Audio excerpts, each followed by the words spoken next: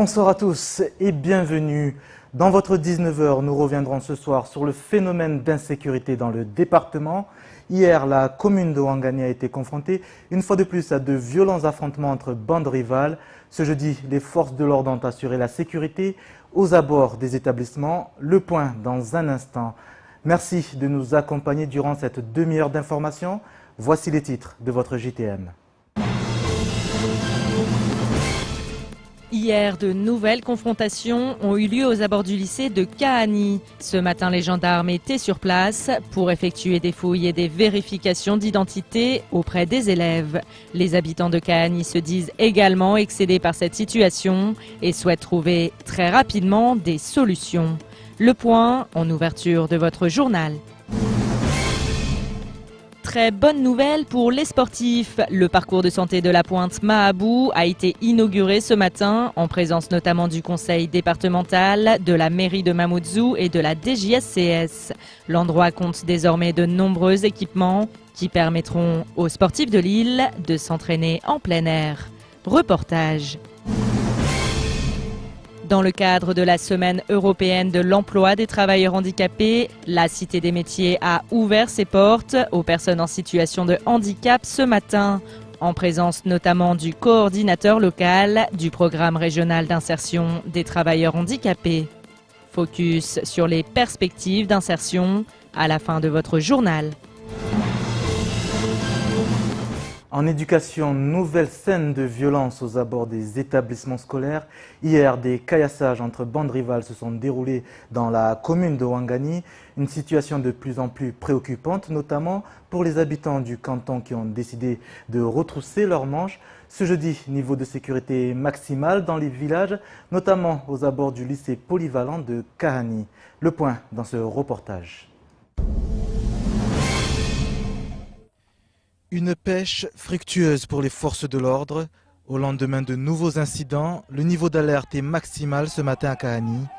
À l'arrivée des bus aux abords de l'établissement, les élèves font l'objet d'une vérification d'identité et fouille de sacs.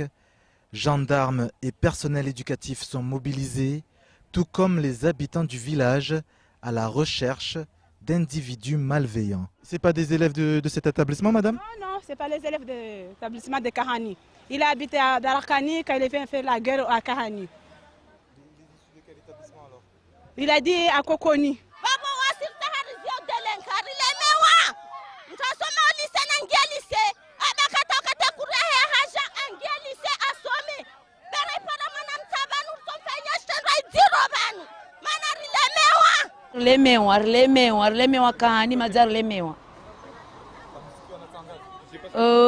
Dizaines et dizaines depuis le matin. Des parents exaspérés par des conflits à répétition entre bandes rivales. Une délégation sera reçue dans la matinée par le proviseur de l'établissement.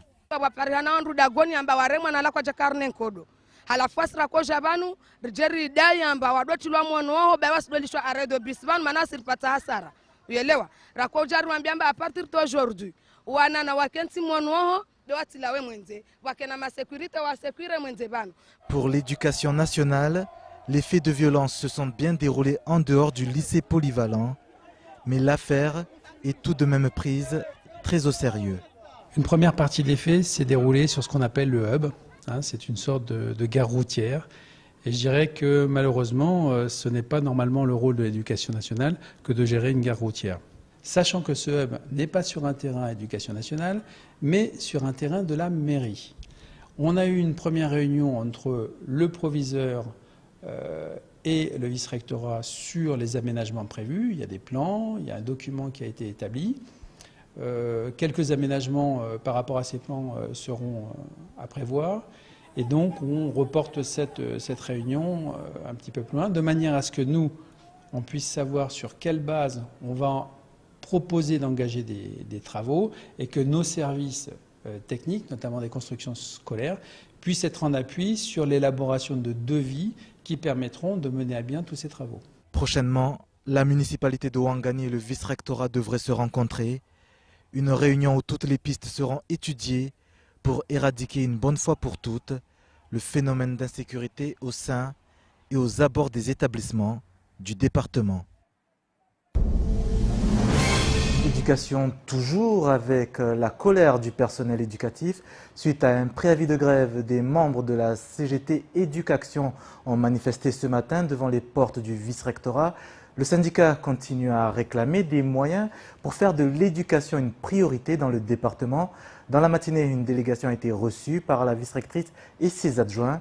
Une rencontre sans résultat. Pierre Bellucci, Leslie Vimenet. Il n'était qu'une poignée de grévistes devant les portes du vice-rectorat ce matin, mais leurs revendications sont nombreuses. En effet, de la remise à plat des rythmes scolaires à la reprise complète de l'ancienneté générale de service, les membres du syndicat attendent des réponses concrètes. C'est pas nouveau, hein. On demande des moyens pour l'éducation, on demande un choc d'investissement pour l'éducation, puisqu'on voit bien qu'on est en grande difficulté dans de nombreux domaines. On demande des moyens pour des constructions scolaires, pour des créations de postes d'enseignants, avec des mesures d'attractivité. On demande aussi des créations de postes d'administratifs, d'agents techniques et de vie scolaire, pour lutter contre la violence qui existe aux abords, mais aussi de plus en plus dans les établissements. On demande aussi de la justice pour les collègues contractuels, pour qu'ils soient gérés humainement, et pour nos collègues aussi, dont l'ancienneté n'a pas été reprise. Nathalie Costantini a accepté de recevoir une délégation dans la matinée. Pour le vice-rectorat, un travail quotidien est mené afin de pouvoir répondre favorablement aux demandes, même si nombre d'entre elles dépendent directement du ministère de l'Éducation. Ils nous avaient adressé au préalable leurs revendications.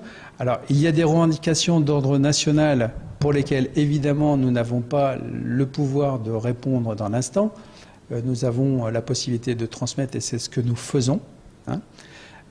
Après, il y a des revendications plus locales, notamment sur les personnels contractuels et pour lesquels nous efforçons d'apporter des réponses au cas par cas. C'est-à-dire qu'ils ont pu identifier des situations problématiques pour des personnels et nous avons apporté la réponse de dire que nous allons étudier tous ces cas et faire en sorte que la loi soit appliquée. S'il y a besoin si on a été pas tout à fait au fond des choses, on le fera de manière assurée. Au sortir de la réunion, la délégation regroupant la CGT et Sud Solidaire n'avait pas la mine des grands jours. En effet, les grévistes ont une nouvelle fois été sommés de frapper aux portes parisiennes. Sur un certain nombre de dossiers, on nous a écoutés, on nous a expliqué que la loi devait être respectée, particulièrement pour les contrats des contractuels. On espère bien qu'elle le sera dorénavant et que ces collègues seront gérés d'une meilleure manière. Mais par contre, pour les gros dossiers, pour ce qui est des moyens, on nous renvoie toujours au ministère qui ne donne pas les moyens. Donc c'est vraiment une politique gouvernementale qu'il faut combattre et qu'il faut dénoncer. On ne donne pas les moyens à Mayotte. Et on va travailler maintenant à nouveau dans les établissements avec tous les collègues, toutes les catégories de collègues, pour mettre en œuvre, je dirais, des conditions d'une mobilisation plus importante. Très bien, donc c'est une partie remise comme on dit ? C'est partie remise, de toute façon on lâche rien, on sera toujours là. Partie remise, même si le syndicat a bien compris que le vice-rectorat est dépendant d'une politique gouvernementale qui est encore loin de faire de l'éducation à Mayotte sa priorité. Après l'opération policière menée hier à Kaweni, l'association de protection animale Gueule d'Amour a pu récupérer 10 chiens dans un état jugé déplorable. Élevés pour combattre, ils sont de plus en plus nombreux sur le territoire à subir le courroux de jeunes sans aucun état d'âme. Le nombre de chiens errants ne cesse de s'accroître et l'association est la seule à posséder un chenil pouvant les accueillir à Mayotte. Pour le président de l'association Gueule d'Amour, cette problématique doit être l'affaire de tous. On l'écoute. À la base, ce sont des chiens qui sont en brousse, donc des chiens sauvages, qui ont plus peur de l'être humain qu'autre chose. Et eux les font reproduire de manière à pouvoir dresser les chiots comme eux le veulent.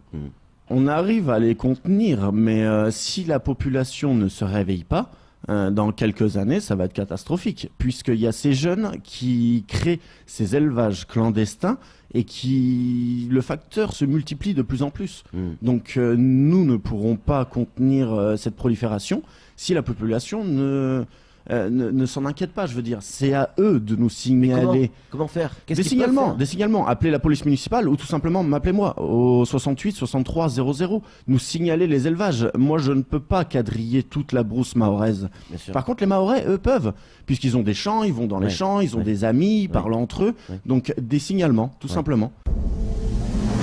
Bonsoir Pierre Bellucci. Bonsoir Sony, bonsoir à tous. Alors la lutte contre l'élevage de chiens de combat, un nouveau combat dans le département justement? Oui, une problématique, ça c'est une évidence, c'est un vrai problème. Les chiens errants, c'est un problème. Il y a aussi cet autre problème qui s'ajoute, celui de ces jeunes qui se servent de ces chiens, qui les maltraitent, hein, parce que il faut aussi le dire, Tyler, on n'a pas appuyé là-dessus, mais Tyler a expliqué ce matin qu'il y avait de graves sévices, même une chienne qui avait été violée, et il va y avoir un rapport du vétérinaire, mais voilà, on le voit que il y a de la torture. Ces chiens, ils sont dressés au doigt et à l'œil pour obéir, et aussi ils servent, effectivement, il l'a expliqué, et les policiers aussi le voient de plus en plus par rapport aux plaintes, dans le cadre de cambriolage, d'attaques sur des personnes, donc effectivement il y a une vraie problématique. Ce que ça dénote aussi, je pense que il faut parler aussi de ça, c'est important, c'est que lorsqu'on voit ces tortures sur ces animaux, il faut aussi réfléchir à ces jeunes et dans quelle structure ils sont. On sent qu'ils sont complètement déstructurés, déséquilibrés. Et ça, c'est aussi inquiétant. Et les policiers le voient sur le terrain, ou même lorsqu'ils les interpellent, lorsqu'il y en a certains qui vont à Magicavo. Il y a aussi cette problématique. Souvent, ce sont des jeunes qui ont grandi dans la rue, parfois des mineurs isolés, qui n'ont pas eu de structure et qui sont complètement déséquilibrés, qui ne sont pas structurés. Et forcément, ça aussi, c'est dangereux. Parce que ces jeunes-là, les animaux, c'est un premier pas, mais souvent, ça va plus loin. C'est aussi sur les hommes, et on le voit au quotidien avec les faits de violence qui sont de plus en plus graves, avec des attaques aux personnes, et forcément lorsqu'on s'attaque comme ça à des animaux, il y a de fortes chances pour que aussi ça dégénère et que ces personnes-là elles aillent beaucoup plus loin. Donc il y a cette problématique-là, et il y a effectivement la problématique des chiens errants. Justement, Pierre Tyler, le président de l'association Gueule d'Amour, lance un appel à la population justement pour dénoncer ce phénomène. Il dit que c'est su, mais comment expliquer cette omerta? Bah écoutez, c'est vrai qu'alors il a aussi souligné un point important. On parle beaucoup de religion, on mélange un peu tout, religion et effectivement l'animal qui serait impur. Je crois qu'il y a beaucoup de gens à Mayotte, la plupart des gens à Mayotte sont sensibles et ne feraient aucun mal aux animaux. C'est une minorité qui effectivement va jusqu'à la torture. Les gens, lorsque on l'a vu sur les réseaux sociaux, lorsque l'on a mis les informations par rapport à cette maltraitance, beaucoup ont été interpellés et ont été touchés par ça. Donc effectivement, il y a vraiment deux problématiques, hein.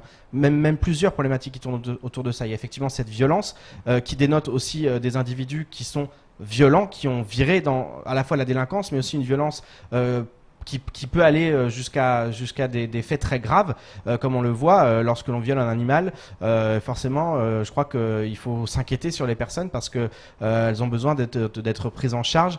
Et puis ensuite, effectivement, il y a la problématique de la prise en charge des animaux aussi, des chiens errants. Il y a un seul chenil, l'association est seule, et elle a expliqué ce matin qu'elle avait besoin aussi du soutien de la population, alors que ça soit des dons, que ça soit effectivement, elle expliquait venir ne serait-ce qu'apporter un sac de croquettes, mais que ça soit aussi des signalements pour permettre de récupérer ces chiens errants qui souvent sont affamés, sont en meute, et qui eux aussi peuvent être dangereux pour la population.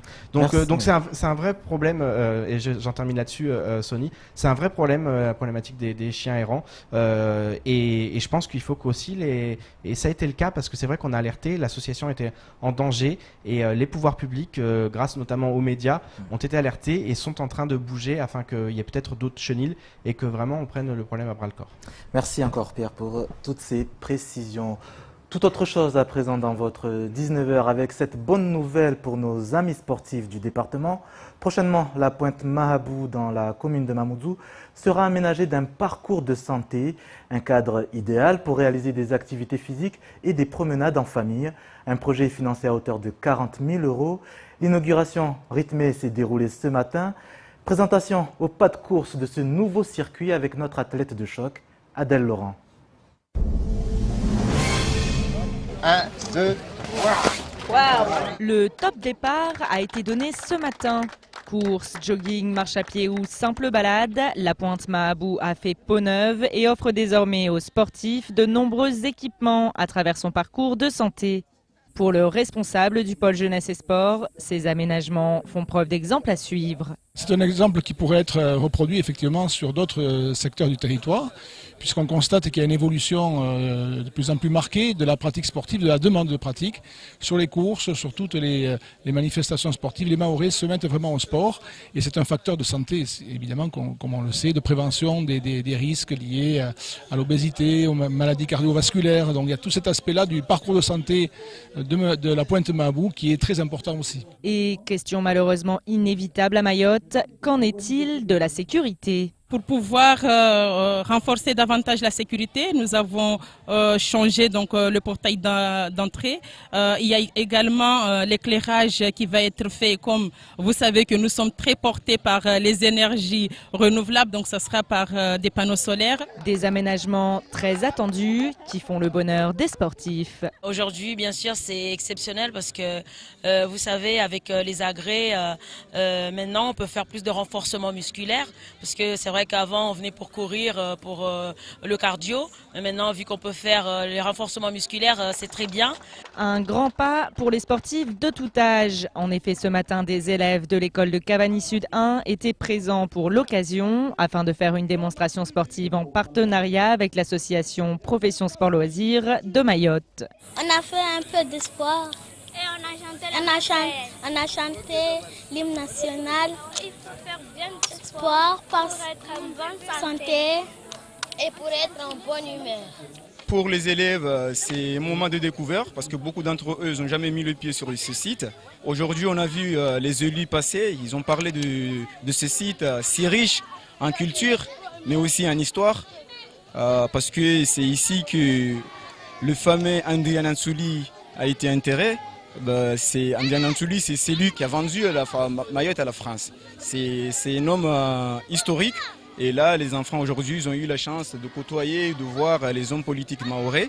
Et c'est que du plaisir. Des aménagements qui vont permettre aux scolaires et aux sportifs d'intensifier leur pratique. Rénovation du stade de Cavani et dans un futur proche de celui de Tsunzu, le département a encore d'autres projets dans ses valises pour les sportifs de l'île. Vous savez, aujourd'hui, il y a une philosophie qui est de se dire pourquoi pas un Central Park à Mayotte. Donc on peut dire que c'est tout au début. Nous avons le parc Mahabou, mais également le parc Coconi qui mérite qu'on s'y intéresse, qui mérite d'être aménagé pour répondre aux attentes aussi bien aux sportifs que de loisirs des ménages mahorais. Des projets qui permettront aux sportifs du territoire d'avoir accès à un meilleur entraînement et de peut-être gravir les échelons du palmarès sportif national.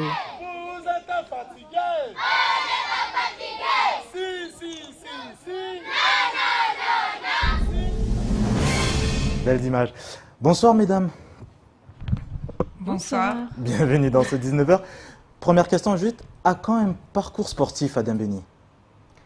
On espère très bientôt avec les nouveaux aménagements et les projets qui sont en cours, on espère. Ankidati Moussa et Elodie Furik pour la mairie de Dembéni. Alors vous êtes ici car ce samedi vous invitez toute la population de la commune à un grand nettoyage dans l'ensemble des villages. Quel sera l'objectif de cette grande opération? 3e édition de l'année. L'objectif de cette manifestation, c'est déjà maintenir la propreté dans la commune. Ce qui a été fait, c'est la 3e édition, comme vous l'avez dit, donc c'est pas la première fois, ni avant les éditions. On a eu aussi des nettoyages, de l'action de nettoyage auparavant.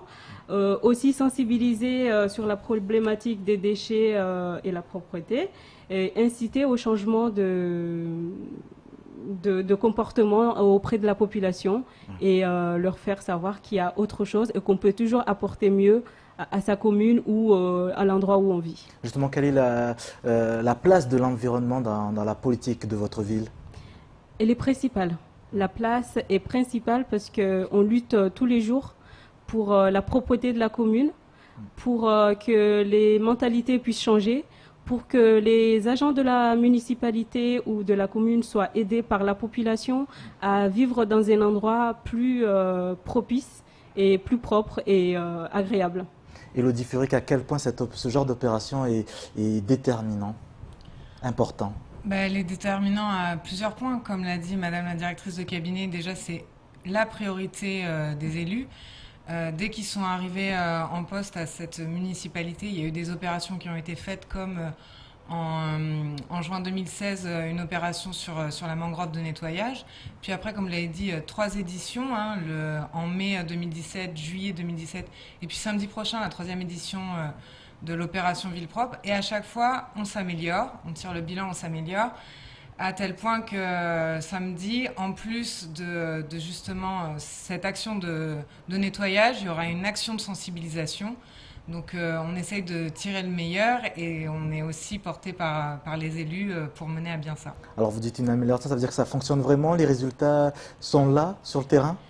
Oui, les résultats sont là, notamment parce que on nous donne les moyens de le faire grâce à nos différents partenaires, que ce soit des partenaires publics ou privés, mais aussi parce que la mairie en a fait son champ de bataille, a investi là-dessus. Le service technique a complètement été rénové. On a du matériel aujourd'hui, du mobilier roulant également. Mais comme je vous le répète, ces actions coup de poing ne fonctionnent qu'avec un vrai travail pédagogique qu'on est en train de mener, notamment avec l'ARS, pour faire du porte-à-porte et expliquer aux gens, faire une politique de sensibilisation. Politique qu'on a déjà d'ailleurs menée, puisque dans les écoles, on a fait déjà ce travail d'animation. Et comment les habitants réagissent face à ce genre d'opération?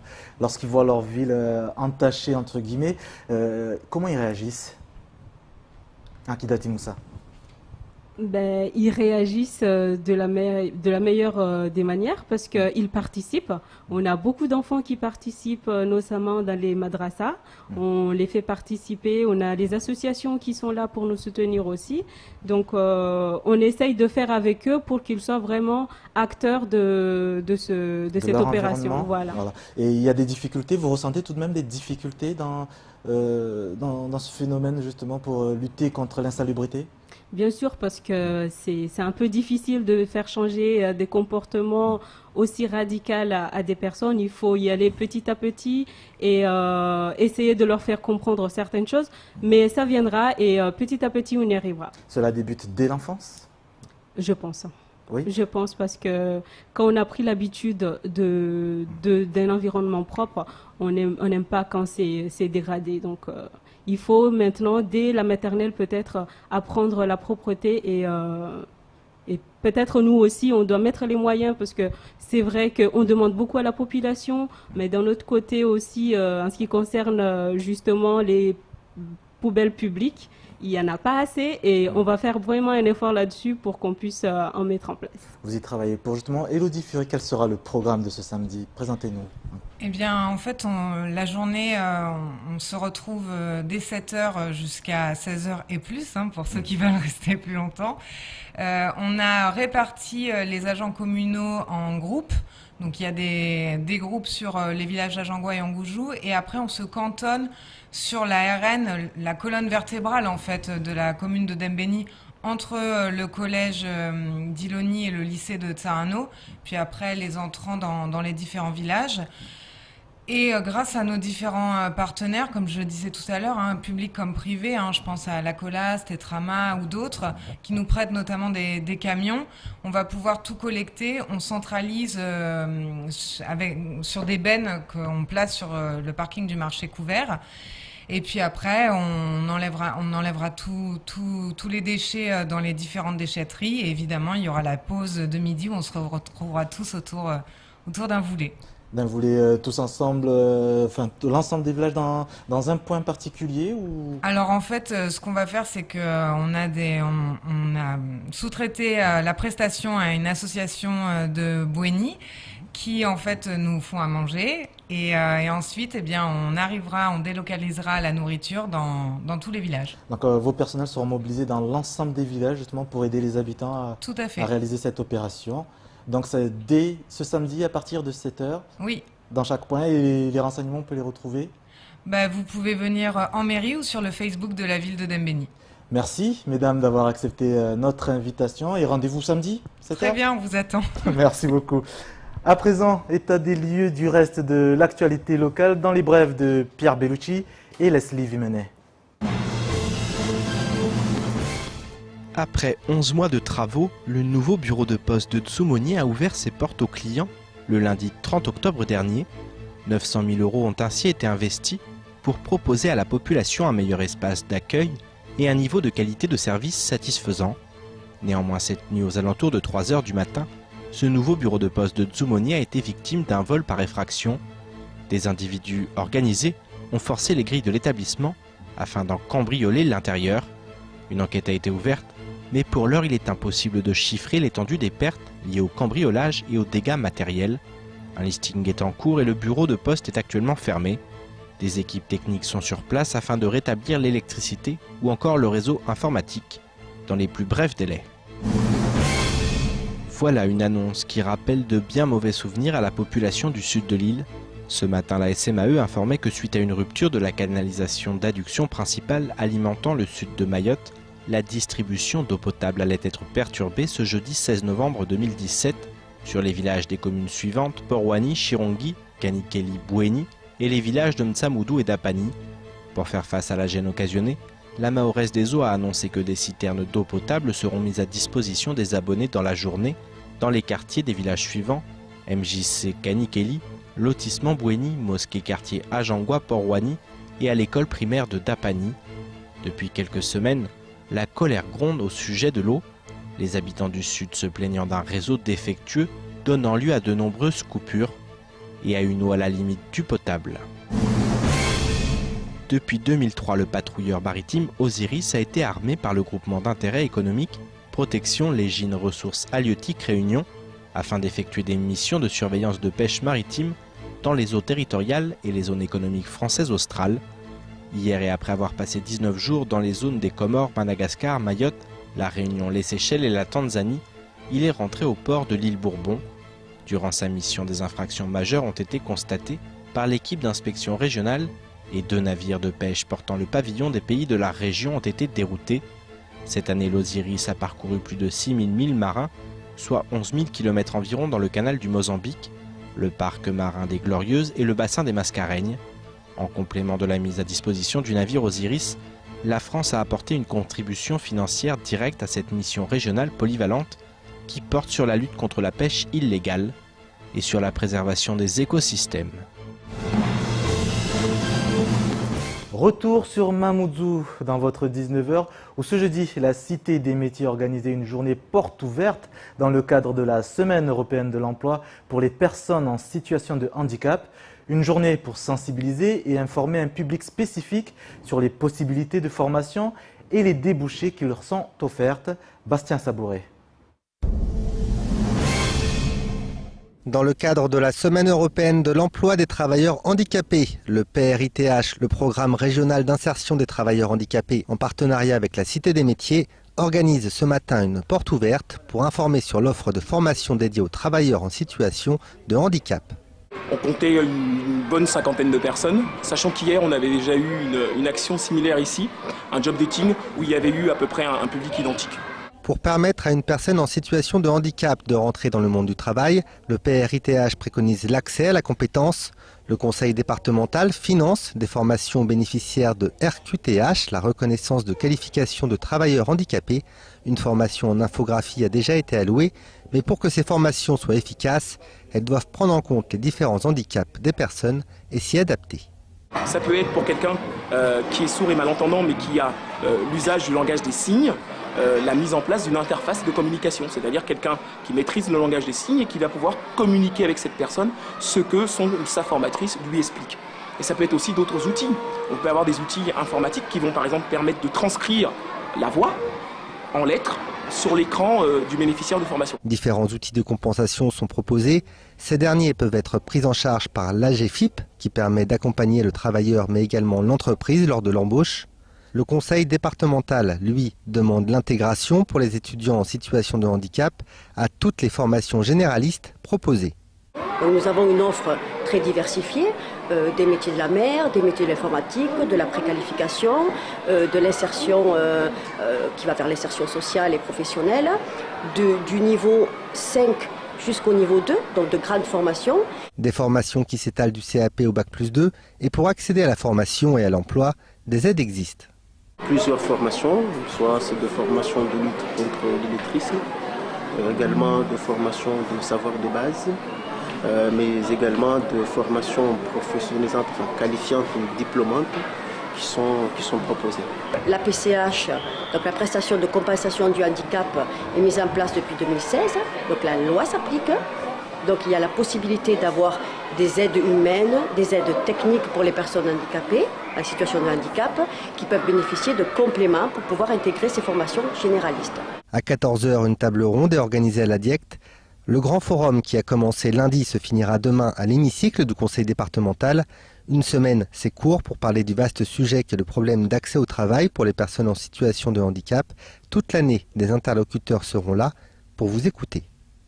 Kula mtu hata JCTDMT rango wakati waluna tambu ya handicap wana nafasi ya JCTDMT maana kuse generali ifanya jitihadi ya nzia ta wanatahamu ambao watapari maisha yao watupojua wa JCTDMT wajazungui maisha yao na wadisi maisha yao ya miso donc wasirna manavani watu para wapare waingie CTDMT wajafanye recherche zao wajadise zitungo zao ta wapare maisha yao ya miso.